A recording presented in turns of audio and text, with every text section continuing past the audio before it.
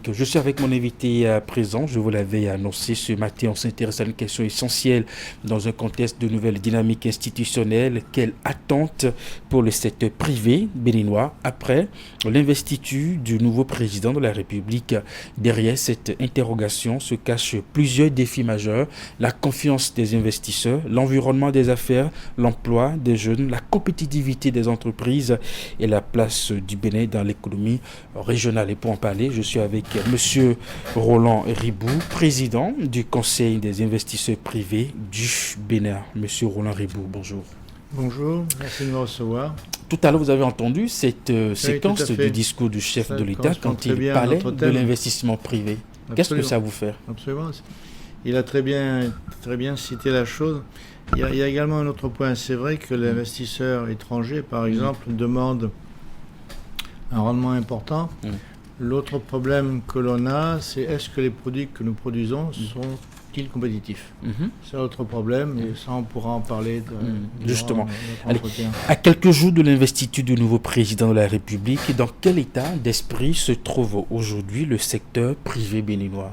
Je pense que c'est un état d'esprit tout à fait positif. Je pense que c'est quand même intéressant. Donc c'est une des grandes réussites du président Talon d'avoir su stabiliser les institutions, faire en sorte que désormais, cette idée de 7 ans, c'est une superbe idée, puisque la France du temps général de Gaulle l'avait. Après, ils ont abandonné. On voit ce que ça donne actuellement, n'est-ce pas? Et pour notre pays, je pense que c'est bien d'avoir quelqu'un qui va pouvoir pendant 7 ans travailler, accompagné par l'Assemblée nationale, et qui pourra très bien réussir ce qu'il veut réussir sur la longue durée, si vous voulez. Donc c'est toujours intéressant. Parfait. Et quelles sont les principales attentes des investisseurs privés vis-à-vis du prochain chef de l'État en matière de gouvernance économique? Écoutez, je l'avais un peu dit dans ma tribune dont on avait parlé il y a un mois. Je l'avais dit jusqu'ici, quoi que dise le chef de l'État, Patrice Talon, l'accent a été mis sur l'État. L'État, la priorité, effectivement, beaucoup de choses ont été faites. Je pense que maintenant, il faudrait que la priorité soit donnée au secteur privé pour qu'il puisse s'épanouir. Pour l'instant, on a chargé la mule, si je peux dire, et les résultats sont là. Maintenant, il est temps de faire en sorte que justement l'investissement privé, comme il le dit lui-même, puisque l'aide publique au développement va se réduire, etc., qui puisse vraiment s'épanouir. Donc, à mon avis, ce doit être un septennat durant lequel le secteur privé aura toute sa place pour effectivement, comme le dit le président Talon, on puisse avoir une croissance importante avec des gens qui seront après chaque CFA qui sera investi. Si vous voulez. Et sur la liste de vos préoccupations, quelles sont les préoccupations majeures que vous avez? Les préoccupations majeures, c'est justement... D'abord, est-ce que vous avez, en tant qu'investisseur privé, vous avez l'écoute des autorités béninoises? Est-ce qu'il y a un cadre d'échange régulier qui vous permet d'exposer vos problèmes? Justement, ce qui est excellent, c'est que le président élu, qui sera donc le président à partir de dimanche, c'est quelqu'un qui a dirigé le ministère où il y avait effectivement un dialogue, puisque en matière de fiscalité, nous avons dialogué, ça c'est depuis des années, depuis 2005. Nous dialoguons avec la direction des impôts et de la douane, et donc c'est un bon modèle. Je ne peux pas dire que partout ailleurs c'est la même chose. Donc trop souvent, l'État, pensant bien faire, prend des décisions rapides, mais sans consultation. Alors, des fois, effectivement, on s'est coupé dans la fourmilière, les gens qui faisaient un peu n'importe quoi sont remis en ligne, mais des fois, certaines mesures auraient pu être prises dans le temps, réfléchir à d'autres dispositions, etc. Et ça n'a pas été fait. Donc c'est effectivement pour moi la grande préoccupation, c'est qu'il y ait un dialogue public-privé sur l'ensemble de l'action du gouvernement. D'accord. Et en termes d'accompagnement, de financement, d'environnement des affaires, est-ce que vous êtes satisfait ou vous avez encore d'autres préoccupations? Comme je le disais, un gros travail a été fait, donc un énorme travail a été fait pendant 10 ans sur, je dirais, tout ce qui est matériel. Donc les infrastructures ont été réalisées de façon très importante. Un autre élément matériel, c'est l'informatisation, la numérisation. Donc, non pas seulement les impôts, mais aussi tout un ensemble de choses qui font que nous avons des services comme ça. On va sur l'ordinateur et puis on obtient aussitôt tout un ensemble de choses qu'avant nous devions faire la queue, donner une pièce à quelqu'un pour avancer dans la file, etc. Maintenant c'est fini. Donc ça, ce sont des acquis absolument extraordinaires. Mais par contre, il y a ce que je pourrais appeler l'immatériel qui a été un peu mis de côté. Alors, ce que j'appelle immatériel, c'est l'immatériel ou l'invisible. Si vous voulez, par exemple, il y a un mois, on a parlé de ça, on a parlé de la malnutrition infantile, qui pour moi est fondamentale. Quand tous les enfants, depuis le premier jour, ont été bien nutris, ça ne se voit pas. Pourtant, ça aura un impact. C'est pourquoi je dis que c'est un peu immatériel. Après, il y a autre chose qui est encore plus immatériel que ça, c'est l'analphabétisme. 50% de nos concitoyens ne savent pas lire et écrire, et ça s'applique non seulement aux campagnes, mais peut-être aussi à certains artisans que nous allons appeler et qui ne peuvent pas lire un mot de l'emploi. Donc ça, c'est très important aussi. Et puis le troisième point, c'est l'instruction civique et morale. Ça non plus, ça ne se voit pas. Mais si les comportements font des changements énormes dans la vie de tous les jours et dans la vie de l'économie. Donc ça, c'est, à mon avis, c'est un point fondamental. Moi, en tout cas, c'est ce que je ferai. Je passerai mon temps à insister là-dessus, que c'est un élément que le gouvernement doit prendre en compte. Alors, en termes d'attractivité, qu'est-ce qu'il faut aujourd'hui encore pour attirer davantage les investisseurs privés dans le pays ? Pour encourager et attirer les investisseurs étrangers, pardon. Oui, d'accord, je comprends. Bon, écoutez, il y a déjà des choses qui ont été faites et qui sont bien visibles. C'est par exemple Glogic Bay, mais ça c'est un projet en lui-même. Les gens voient le mode d'emploi, savent de quoi il s'agit, etc. Maintenant, il s'agit effectivement... Votre question est difficile, parce que qu'est-ce qui va attirer un investisseur étranger, comme le président de la République le disait, qui cherche un rendement de 10 ou 12%, n'est-ce pas? Eh bien, il va regarder différents aspects. Il va regarder la fiscalité. La fiscalité. Alors, la fiscalité, bon, elle a été mise à niveau.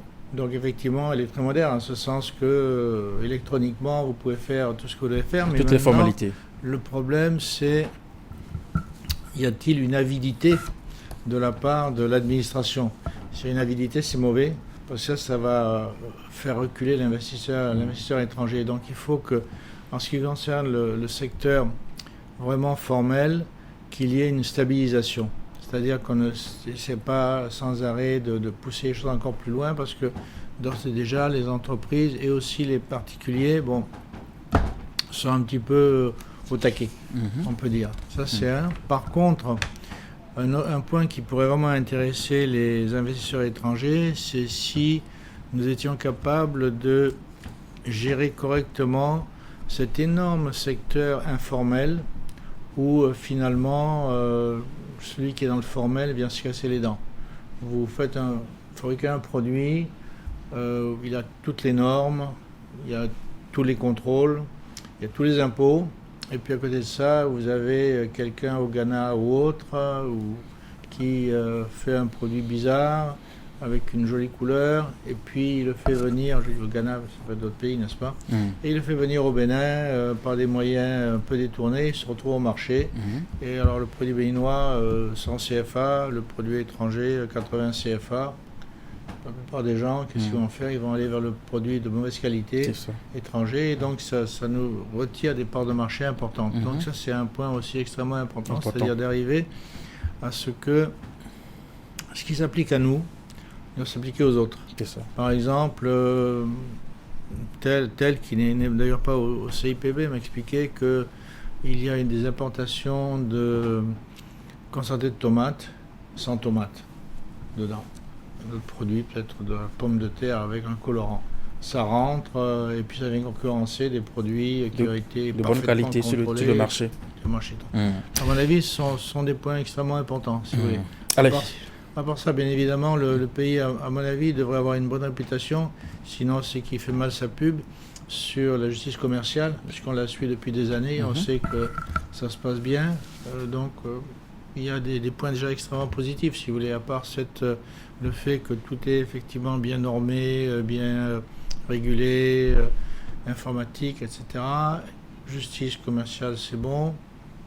Maintenant, il faut mettre en place certains éléments. Et sur l'aspect de l'énergie, il y a des entreprises... l'énergie, oui, ça c'est un gros problème, parce que finalement, en 10 ans, le chef de l'État a fait beaucoup de choses, président Talon, mais encore aujourd'hui... il y a un déficit. Il y a un déficit. Nous dépendons du Nigeria, qui lui-même n'est pas très fiable de temps à autre. Il y a encore des coupures, ça Absolument. Tout le monde les voit. Donc moi, vous savez, j'ai mon dada, c'est le nucléaire. J'ai encore réfléchi. Bon, ce qui me paraît évident, c'est qu'il faut très rapidement se lancer dans les mini-centrales. Se lancer, ça veut dire, c'est pas qu'on en aura demain, mais c'est commencer déjà le processus, aller vers l'agence de l'énergie atomique, avoir nous-mêmes nos propres étudiants qui se mettront là-dedans. Et puis ensuite, voir quelles sont les meilleures options et commencer à partager avec des pays voisins cette énergie. Mais après, je me suis dit, mais pourquoi on n'irait pas plus loin? Pourquoi on n'irait pas vers un vrai IRP? Vous savez, les grosses centrales, comme l'Afrique du Sud l'a eu en 1958 avec EDF. Pourquoi on n'aurait pas ça pour la sous-région? Dans ce cas-là, on pourrait l'avoir à un endroit au centre de la sous-région. Dans plusieurs pays, ça peut être une collaboration régionale. On mettrait, le Nigeria, à lui tout seul, il peut très bien en avoir une, même plusieurs. Et puis nous, de l'autre côté, on pourrait effectivement, entre lui et moi, le Ghana et autres, partager ça. Bon, ça prendra une quinzaine d'années, hein. Mais si on ne commence pas aujourd'hui, ça ne pourra pas marcher. Et à la fin, regardez ce qui se passe avec Hormuz et autres. Il faut vraiment qu'on puisse acquérir une certaine autonomie, qu'on soit plus dépendant de ces fluctuations. C'est ça. Allez, j'ai encore 2 autres questions pour vous, notamment sur l'emploi. On sait que le secteur privé contribue énormément dans la création de l'emploi, mais est-ce que sur le terrain, sur le marché, vous avez encore des difficultés sur la qualité de la formation et la ressource humaine? Ça c'est rien de le dire. Hein.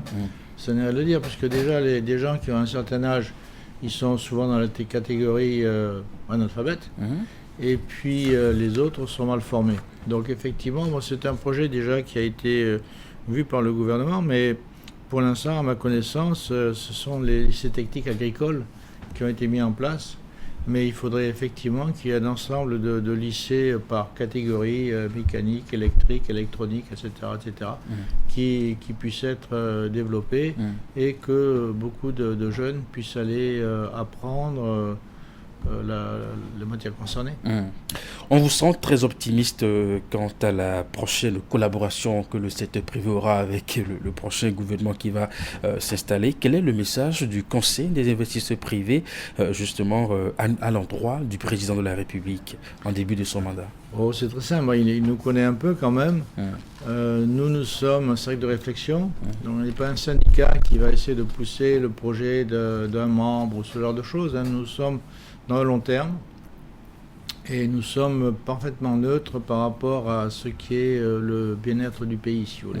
Donc je pense que s'il acceptait de faire de nous l'un des interlocuteurs de son mandat, ce serait très bien, c'est ce qu'on souhaite. Merci pour votre disponibilité. Je vous en prie. Je vous souhaite une très bonne journée. Merci beaucoup.